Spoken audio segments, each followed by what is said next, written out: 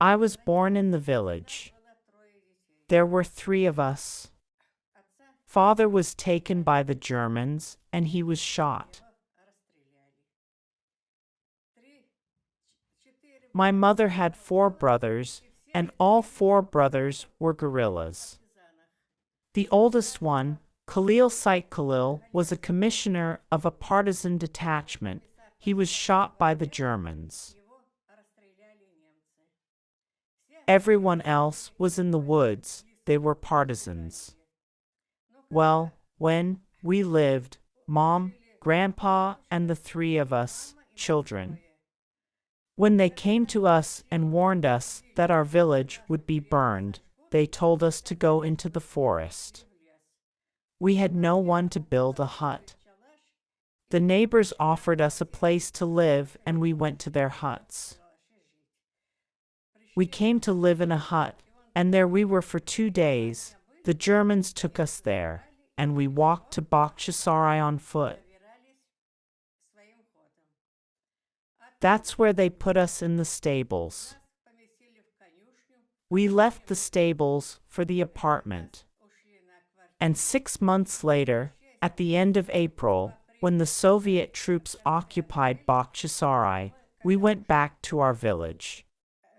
We came there, and there's the whole village, all the houses burned down. We had the only barn left.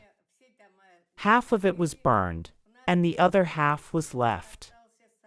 There was only a roof left. Well, we settled in there. And how many days we lived there I don't know, and at night all of a sudden.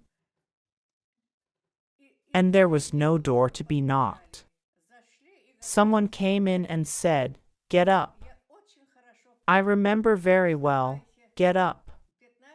15 minutes. "We're sending you all Crimean Tatars out of Crimea." We had no lamp, no smoke machine, nothing. We got up in the dark, started searching, but we had nothing to take with us. Because we came back on foot from there, from Bakhchisarai. We had absolutely nothing. We got up, got dressed, and went out. We gathered in the middle of the village. Everyone was crying. People didn't know what to do. And one soldier who loved our drivers came, and there were cars near our house. We asked, "What are these cars for?" And they said, "Your village was burned. We want to help you build houses." Well, one driver used to come in all the time and take my little sister out and walk with her. Once he came in the morning, looked for her, found her, and she had one stocking on her leg and the other one was absent. He asked, "Where is it?"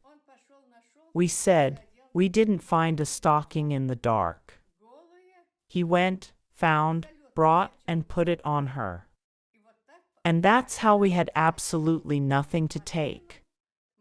And that's how they put us in the car, and we set off.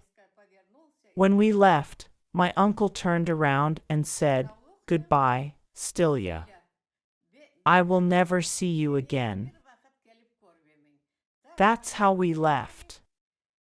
We were put in the wagons. And we were 18 days on road, I think. It was scary in the wagons. I don't remember what they gave me.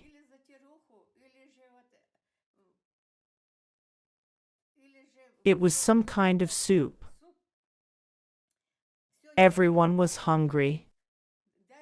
They didn't even open the vents. They didn't open the doors. We suffocated. We were going. The train stopped only when there was no station, in a clean field. If there was water or something, they stopped and people drank water. And when one day they stopped like that, my aunt, my mother's sister, went out either to the toilet or to warm something up. When she was on her way back, there was a train coming. Our train had already signaled to depart, and the other train was coming.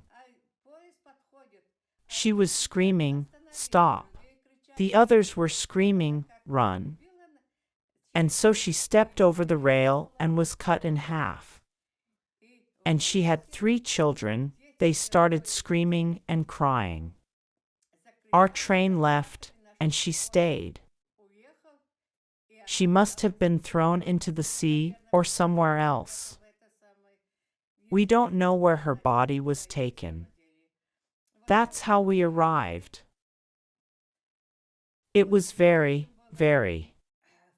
All children were hungry, cold, sitting and crying.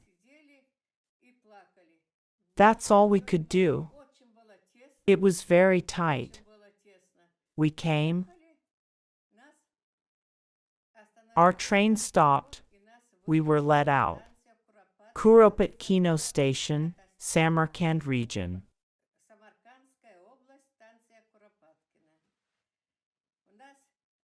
We were all gathered in the same place. A lot of people were taken to the departments, and we stayed in the center. And these Uzbeks were looking at us from all sides. They were afraid to come closer, because they were told that one-legged, one-eyed people were coming. Then one Uzbek came quietly, realized that we are normal people. That's how we started to get to know each other. We were placed in a room with bunkies. There was one family on every bunk. I can't remember how long we lived there. And then they told us, there are barracks over there. 2 or 3 families were placed in a room. We lived there for a while. The engineer, who was in charge, said, "You mustn't live here. Go out to the field, build yourself a shack and live there." So people started making with bricks. The length of the house is only 1 telegraph pole, and the width is 2 sleepers. That's how we built the houses, and we lived there. It's a good thing we had a grain farm there. There was no water, no lake, no river. The water was in the taps. That saved us. Although our whole village came undressed, because we all came out of a burning village. That's what saved us, what we were given in the dining room. For each of us was given some kind of soup. Not many of us died of hunger and dysentery. We had no water, so there was no malaria. There was malaria, but there was no typhus or such diseases. That's how we lived there. All the parents lived there till the end.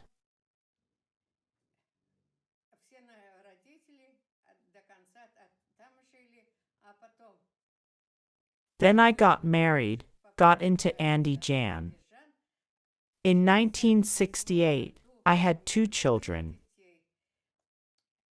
The eldest was 4.5 years old and the youngest girl was 2. My husband and I decided to go back to Crimea, so we went back.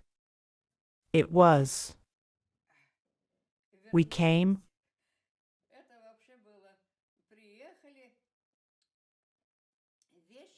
Our things were sent to Kakovka because there was nowhere to send a container. And so we came to Crimea. There was nowhere to stop. We slept at the railway station, at the airport, and during the day everyone was in the park. I used to come every day with my husband. My husband went looking for a house, an apartment, and I used to come to the council house with 2 kids. This Zubenko, he was so tired of me that he said one day, Go look for an apartment or a house. I said, I'm looking, and you won't let us register. Where can I go? Where can I look? He said, well, go to these, Belagorsky, Savitsky, and Leninsky districts. Look there. Well, here we go. We found one house in Belogorsk, in Novoselovka. And that's how we came to the park every day. My daughter was sleeping near the restroom. It rained every day. I covered her with a raincoat, and we were hiding in the restroom. This is how we lived. On June 7th, we came to Crimea, and in October, finally, we could not stand it. We wanted to go already either to Novo-Alexeyevka or Melitopol, and I used to come to the council house every day. And then on the last day, we took our stuff, and we were about to go, and I said, let's go in one last time and see. Maybe the permit is out. I came in, and he told me, you've been allowed to register. Because we found a house in Novoselovka. And he said, go on, live in this house. We'll register you. That's how we registered in Novoselovka. My husband got a job. I stayed at home with little kids. And that's how we returned to Crimea in 1968. And since then, we've been living in Crimea. Here's a riddle I'm going to tell you. Go ahead. Yeah. Guess what? It's white as paper in a pot. It's boiled. I told the smart one. He got it. I told the silly one. And he laughed. What's that? Here's the second riddle. He'll eat. But he won't be full. He will lie. But he won't get up. He will go.